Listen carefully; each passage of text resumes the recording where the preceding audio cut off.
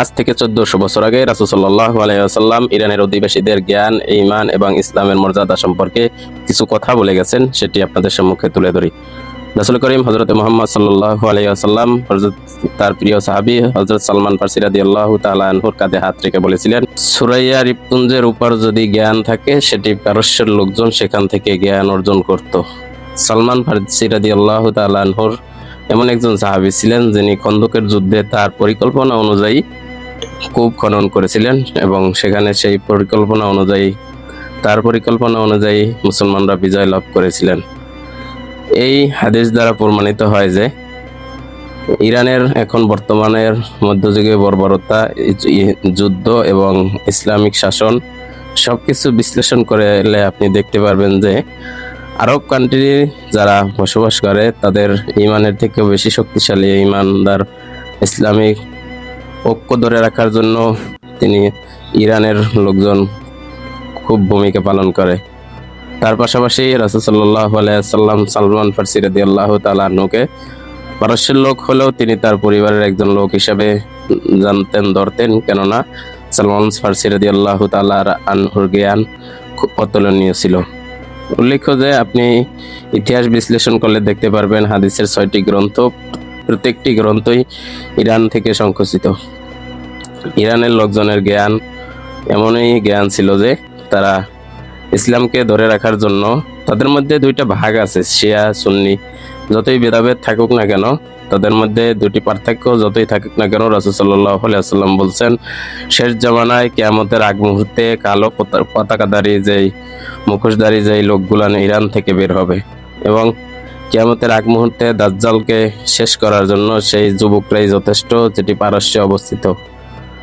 শেষ জামানায় আসার পর থেকে শেষ জামানা চলে আসলে সেখানে ইরানের কিছু গোষ্ঠী দেখবেন ইসলাম প্রতিষ্ঠার জন্য রাসূল সাল্লাল্লাহু আলাইহি ওয়াসাল্লামের বাণী কতটা সত্য এটা প্রমাণ আপনি বর্তমান সময়ে যুদ্ধের দামামা বাজা সত্ত্বেও আপনি একটু লক্ষ্য করলে দেখতে পারবেন যে সেখানে কিছু ইহুদি বাস করে যারা দাজ্জালকে অনুসরণ করে এবং তারা সবসময় চাদরে ডেকে থাকেন।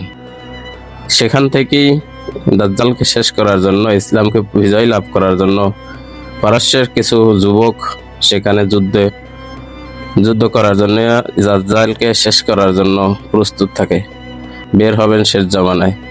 এটা রাসূল সাল্লাল্লাহু আলাইহি ওয়াসাল্লামের হাদিস, রাসূল সাল্লাল্লাহু আলাইহি ওয়াসাল্লামের কথা সুস্পষ্ট যে বাণী ইরানের পারস্যের লোক এর কাছ থেকে যে তিনি বলে গেছেন সেটি বাস্তব প্রমাণ হয় বর্তমান সময়ে।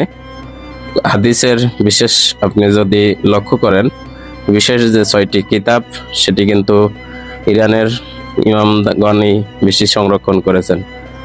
ইসলামিক ইতিহাস বিশ্লেষণ করলে আপনি দেখতে পারবেন সালমান ফারসি রাদিয়াল্লাহু তাআলা আনহু এমন একজন সাহাবী যার ম্যাক্সিমাম হাদিস রাসূল সাল্লাল্লাহু আলাইহি ওয়াসাল্লামের কাছ থেকে সংরক্ষিত এবং তার হাদিস বর্তমান সময়ে তার হাদিসগুলান বেশি প্রচলিত এবং তার অনেক হাদিস বর্তমান সময়ের সাথে মিলে যায়। কেননা মধ্যযুগীয় যে শাসন ব্যবস্থা ছিল সেখান থেকে এখন বর্তমানে শাসন ব্যবস্থায় ইরানের উপর যে প্রচুর চাপ আসতেছে এবং যুদ্ধ চলতেছে, এক পর্যায়ে ইরান সে যুদ্ধে অংশগ্রহণ করতেছে এবং সকলের সাথে মোকাবেলা করতেছে। এখানে উল্লেখ্য যে আরব কান্ট্রিগুলো কিন্তু তাদের সাথে একমত নয়, কেননা সেখানে দুইটা ভাগ আছে, শিয়া এবং সুন্নি। যতই ভাগ থাকুক না কেন, তারা শিয়া সম্প্রদায়ের তারা চেষ্টা করে ইসলামকে প্রতিষ্ঠার জন্য, রাসূল সাল্লাল্লাহু আলাইহি ওয়াসাল্লামের বাণীকে প্রতিষ্ঠার জন্য সর্বদাই প্রস্তুত এবং শেষ জামানায় তাদের ভূমিকা থাকবে অতুলনীয়। এবং সালমান ফারসি রাদিয়াল্লাহু তাআলা আনহুর যে প্রত্যেকটি হাদিস সেখানে বাস্তবিক রূপ নিচ্ছে বর্তমান সময়ে।